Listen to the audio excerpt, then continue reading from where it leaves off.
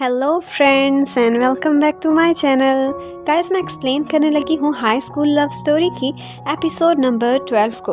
तो अगर आपने इस सीरीज़ की पिछली वीडियोस को नहीं देखा, आई सजेस्ट ज़रूर देख लें, बहुत इंटरेस्टिंग है। उसका लिंक आपको डिस्क्रिप्शन बॉक्स और कमेंट सेक्शन में भी मिल जाएगा।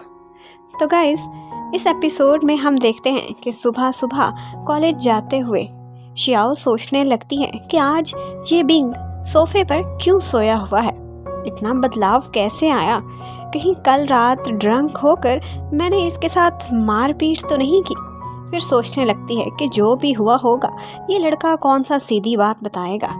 फिर वो सोफे पर लेटकर चेक करने लगती है कि ये सोने के लिए कंफर्टेबल है भी कि नहीं, और फिर खुद से कहती है कि वो आराम से सोए या नहीं, मुझे इससे क्या फ़र्क पड़ता है। इतने में उसे अपनी मामा की कॉल आती है और वो छुट्टियों की बातें करने लगती हैं। और शियाओ पूछती है कि आपने शहर से क्या कुछ मंगवाना है तो बता दें।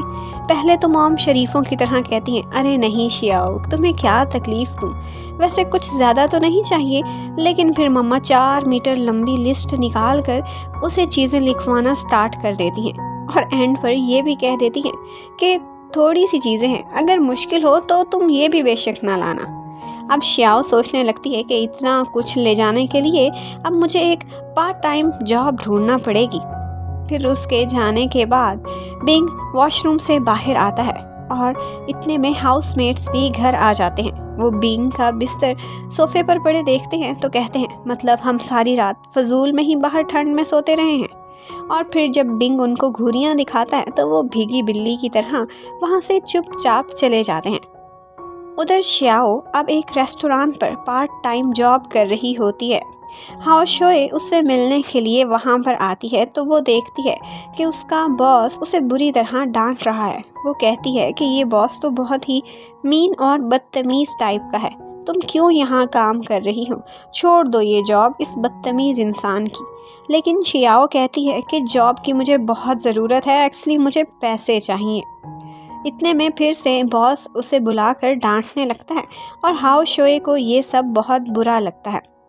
उधर एलीट यूनियन ऑफिस के बाहर बिंग को जियान नज़र आता है। उसे वही रात वाली बात याद आने लगती है और वो गुस्से में आ जाता है। जियान को इग्नोर करता हुआ वहाँ से चला जाता है। थोड़ी देर बाद जियान और हाओ शोए मिलते हैं तो जियान उसे एक वायोलिन कॉन्सर्ट के टिकट देता है कि तुम्हारा एक है और एक शियाओ का, तुम दोनों आज मेरे साथ वहाँ जाना।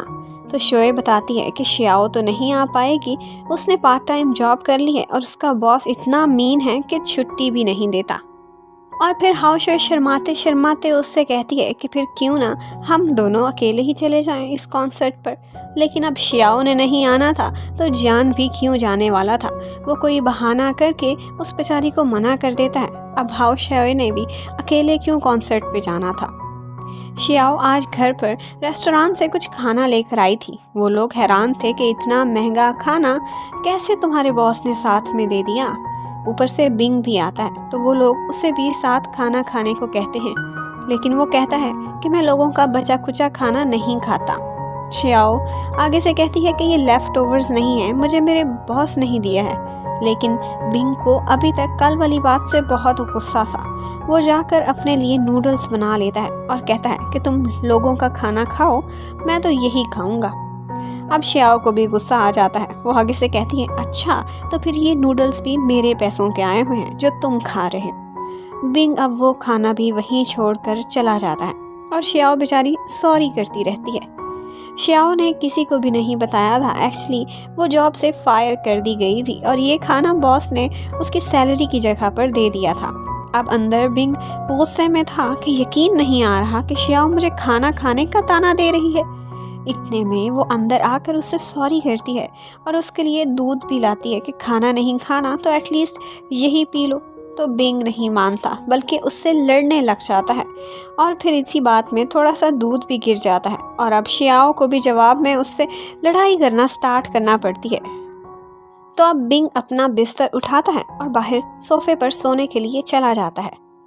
फिर अगले ही दिन शियाओ को एक बहुत बड़े रेस्टोरेंट में वीआईपी लाउंज की जॉब मिल जाती है और वो सारे लोग भी बहुत नाइस थे और जॉब भी बहुत आसान थी। एक्चुअली ये जॉब उसे जियान ने चोरी चोरी दिलवाई थी, लेकिन उसने शियाओ को कुछ भी नहीं बताया था। वो बस उसकी हेल्प करने पर ही खुश था।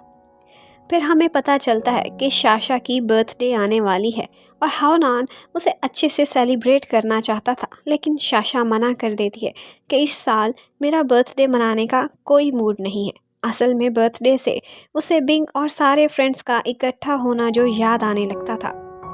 फिर शाम को श्याओ अपनी नई जॉब का फ्रेंड्स को बता रही होती है, लेकिन बिंग अभी तक बिल्कुल सड़ू बना बैठा था और वो उन सारों को वहाँ से भगा देता है कि जाओ अंदर, मैंने अब यहाँ पर सोना है। फिर उसे नींद भी नहीं आ रही थी। वो जियान और श्याओ का हक करना ही नहीं भुला सक रहा था। उसे खुद पर गुस्सा आने लगता है कि वो जेलस क्यों हो रहा है। दूसरी तरफ हाओनान जब अपनी पुरानी फोटोज़ को देखता है तो उसे शाशा की बर्थडे के लिए एक सरप्राइज गिफ्ट देने का आइडिया आने लगता है।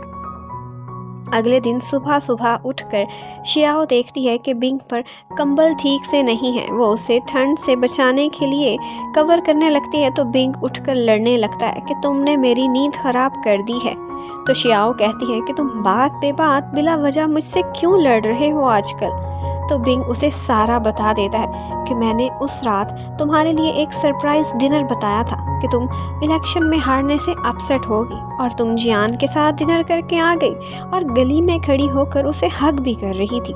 शियाओ कहती है कि मैं एक्चुअली ड्रंक थी और अब तुम्हारे बताने से मुझे थोड़ा थोड़ा याद आने लगा है, लेकिन सरप्राइज डिनर का तो उसे पता भी नहीं था। शियाओ शर्मिंदा होने लगती है तो बिंग कहता है कि मैं कौन सा तुम्हारा कोई असली का बॉयफ्रेंड हूँ, मुझे क्या फ़र्क पड़ता है। तो शियाओ कहती है फिर इतना गुस्सा क्यों कर रहे हो। बिंग कहता है क्योंकि मैं पागल हूँ, मुझे गुस्सा करना अच्छा लगता है इसलिए।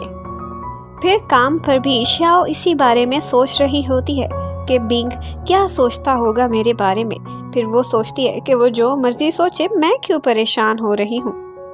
इतने में वहाँ पर शाशा आ जाती है और आगे शियाओ को वहाँ जॉब करता देखकर वो अपसेट हो जाती है और फिर कहती है कि मैं इस लड़की से अलग में मिलना चाहती हूँ।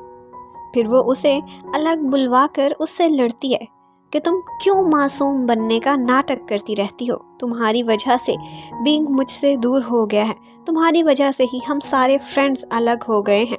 तुम तो मज़े में हो ना, ये जॉब भी तुम्हें जियान ने दिलवाई होगी क्योंकि ये उसका फैमिली रेस्टोरेंट है। लेकिन शियाओ को तो ऐसा कुछ पता भी नहीं था। शियाओ अपनी सफाई देने लगती है, लेकिन शाशा कहती है अगर तुम गलत नहीं हो तो बिंग को खुद से दूर करो और फिर हम सारों की लाइफ से दफ़ा हो जाओ। शियाओ उसे कुछ कहने के लिए उसके पीछे पीछे जाती है तो वो देखती है कि ऊपर से स्ट्रॉन्ग नज़र आने वाली शाशा बिल्कुल बच्चों की तरह रोते हुए वहाँ से जा रही है। अब शियाओ जियान से कहती है कि थैंक यू फिर से मेरी हेल्प करने के लिए, लेकिन मैं अब ये जॉब छोड़ रही हूँ। तो जियान उसे कहता है कि तुम शाशा की बातों पर ध्यान ना दो, वो बहुत सेल्फिश लड़की है, ऐसे मत करो शियाओ।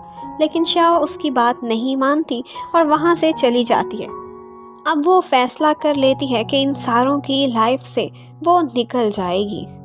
अब वो घर पहुँचते ही बिंग से कहती है कि 3 स्ट्राइक वाला प्रॉमिस मैं ख़त्म कर रही हूँ। तो बिंग के पूछने पर वो बताती है कि शाशा आज मुझे मिली थी और मुझे रियलाइज़ हो गया है कि मैं कबाब में हड्डी बनी हुई हूँ। तो बिंग कहता है कि ये तुम्हारी महान फैमिली का अनब्रेकेबल प्रॉमिस है और अब ये मरने पर ही टूट सकता है या फिर शर्त के मुताबिक बॉयफ्रेंड से मुझे मिलवा दो। तो शियाओ कहती है हाँ हाँ मेरा एक बॉयफ्रेंड है। अच्छा तुम्हें बॉयफ्रेंड मिल गया, बताओ कौन है वो। चियाओ के मुंह से अब जियान का नाम निकल जाता है।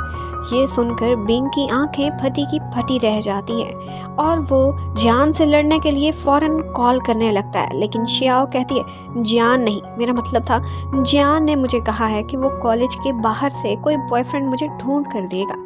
फिर शियाओ उससे फ़ोन छीनने लगती है। ऊपर से रुई शुई आ जाता है और बिंग डिस्ट्रैक्ट हो जाता है और इसी मौके पर ट्रिक यूज़ करके शियाओ मोबाइल फ़ोन छीन लेती है और कहती है कि बात को यहीं पर ख़त्म करो, मैं जल्दी तुम्हें अपने बॉयफ्रेंड से मिलवाऊंगी। फिर अंदर जाकर वो सोचने लगती है कि अगर जियान को पता चल जाता कि मैंने ये बात कही है तो मुझे कितनी एम्बैरेसमेंट होती। उधर हाओनान को दिखाते हैं कि वो शाशा को बर्थडे गिफ्ट देने के लिए अपनी चारों फ्रेंड्स की एक पुरानी फ़ोटो की खुद से पेंटिंग बना रहा है और वो अपनी सिस्टर से भी ये सरप्राइज़ छुपा लेता है। फिर अगले दिन वो जियान को शाशा की सरप्राइज़ बर्थडे के लिए इनवाइट करता है, लेकिन बिंग से सॉरी कर लेता है। वो कहता है डोंट वरी, मैं समझ सकता हूँ, हम तीनों भाई हैं और भाई ही रहेंगे जब तक कि हम में से कोई एक दूसरे की पीठ पर वार ना कर दे। फिर शाम को हाओनान ने सारी तैयारियां कर ली थी। वो हर चीज़ बिल्कुल परफेक्ट चाहता था और वो बहुत नर्वस भी हो रहा था कि शाशा को खुश कर सकेगा कि नहीं। एलीट यूनियन ऑफिस से जाते हुए बिंग को शाशा नज़र आती है और वो उसे अपने साथ डिनर पर अकेले जाने को कहती है, लेकिन बिंग उसे कहता है कि हाओनान की गर्लफ्रेंड होने का रोल प्ले कर रही हो तो दिल से करो, उस लड़के को हर्ट ना करना। जब शाशा अंदर जाती है तो उसके लिए सरप्राइज पार्टी रेडी थी और हाओनान उसे अपने हाथ से बनाया हुआ स्पेशल बर्थडे गिफ्ट भी दिखाता है और हर कोई हाओनान के आर्ट और लव से इम्प्रेस हो जाता है सिवाय शाशा के। वो बिल्कुल खामोश खड़ी थी। इतने में जियान वहाँ केक लेकर आता है। वो देखकर शाशा को फिर से बिंग और उसका रिजेक्ट करना याद आने लगता है। वो गुस्से में उस बर्थडे गिफ्ट पर वाइन फेंक देती है और हाओनान से लड़ने लगती है कि मैंने बर्थडे सेलिब्रेट करने से मना किया था तो तुमने ये सारा कुछ क्यों अरेंज किया है। और फिर वो रोती हुई वो पार्टी छोड़कर वहाँ से चली जाती है। अब नेक्स्ट एपिसोड में शाशा क्या क्या करेगी और हमारी लव ट्रायंगल का आगे क्या बनने वाला है, ये देखने के लिए stay connected. Thank you for watching this episode. Bye bye.